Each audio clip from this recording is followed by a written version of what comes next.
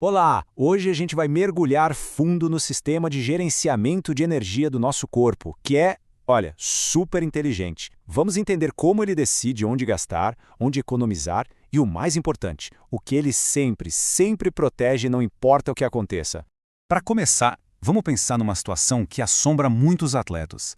Aquela sensação de que quanto mais a pessoa se esforça na dieta e no treino, mais o corpo parece que está lutando contra. Parece um paradoxo, né? Mas, olha, a fisiologia tem uma explicação bem clara para isso. Para resolver esse mistério, a gente precisa primeiro mudar a nossa perspectiva. A ideia de que o corpo é só uma fornalha que queima calorias, ela é muito limitada.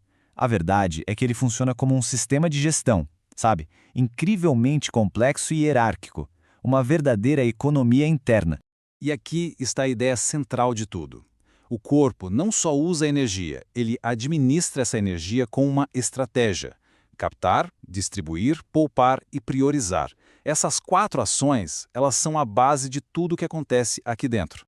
Então, como é que funciona essa tal economia? É até bem simples e elegante, na verdade. Primeiro, o corpo capta a energia que vem da comida. Depois, ele armazena o que não vai ser usado na hora, como se fosse uma conta poupança. Quando precisa, ele mobiliza esses estoques. E, finalmente, usa essa energia para fazer todo o trabalho biológico que é essencial. E esse é o ponto-chave. O corpo não gasta energia de forma aleatória, de jeito nenhum. Cada fração de caloria é distribuída seguindo regras bem rigorosas. É um sistema super regulado, não gasto cego. Nada ali é desperdiçado, porque a nossa sobrevivência depende justamente dessa boa gestão. Para deixar isso bem concreto, vamos usar uma analogia. Pensa numa empresa que está enfrentando uma crise financeira séria. O que um bom CEO faz numa hora dessas? Exatamente o que o nosso corpo faz quando está num déficit calórico.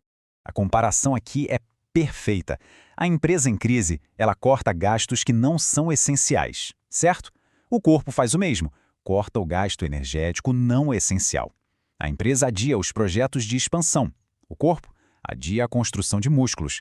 E o mais importante de tudo, a empresa protege seus setores estratégicos, assim como o corpo protege as funções vitais, como cérebro e coração. Esse princípio de proteção tem um nome. É a prioridade biológica. Essa é a regra número 1 da nossa economia interna. É a hierarquia que determina quais funções vão receber energia primeiro, sempre, porque são simplesmente indispensáveis para manter a gente vivo.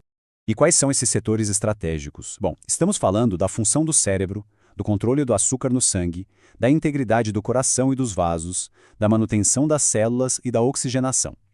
Essas são, digamos, as contas que o corpo não pode deixar de pagar. Todo o resto pode ser reduzido se o orçamento energético estiver apertado. Entender essa hierarquia toda nos leva a uma consequência bem lógica. Se alguma coisa é priorizada, outra coisa vai ter que ceder. O corpo é forçado a fazer escolhas, e isso nos leva ao conceito das trocas energéticas, os famosos trade-offs. Essa frase resume perfeitamente os 2 modos de operação do corpo. Quando tem energia de sobra, o corpo investe em crescimento, em reparo, em armazenamento. Mas quando a energia fica escassa, o único objetivo passa a ser a preservação do que é vital. A construção, essa fica para depois. E aqui, gente, está uma mudança de mentalidade fundamental.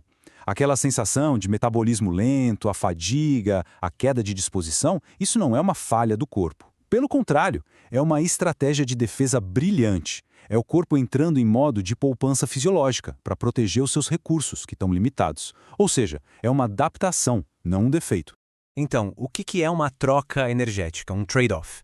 É a realidade de que, com um orçamento limitado, o corpo não consegue otimizar tudo ao mesmo tempo. Para manter as luzes do cérebro acesas, por exemplo, ele precisa diminuir o investimento na recuperação muscular. É uma troca clara com um custo bem definido. E a ilustração dessas trocas deixa tudo muito claro. Funções como cérebro, glicose e coração são protegidas a todo custo.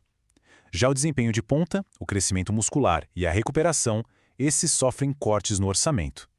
Resumindo, o corpo sacrifica a expansão para garantir a operação básica. Com toda essa estrutura em mente, vamos voltar àquela pergunta lá do começo e finalmente entender por que treinar mais e comer menos pode levar a um beco sem saída. O erro mais comum de interpretação é pensar assim.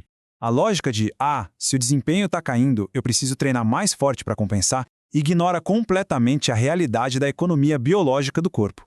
A verdade fisiológica é que existem limites, e eles são reais. Tentar forçar o corpo a investir em desempenho e em crescimento muscular quando ele está em modo de sobrevivência é como exigir que uma empresa em crise construa uma nova sede. A resposta do corpo vai ser sempre a mesma. Agora não dá. Preciso proteger o que é essencial.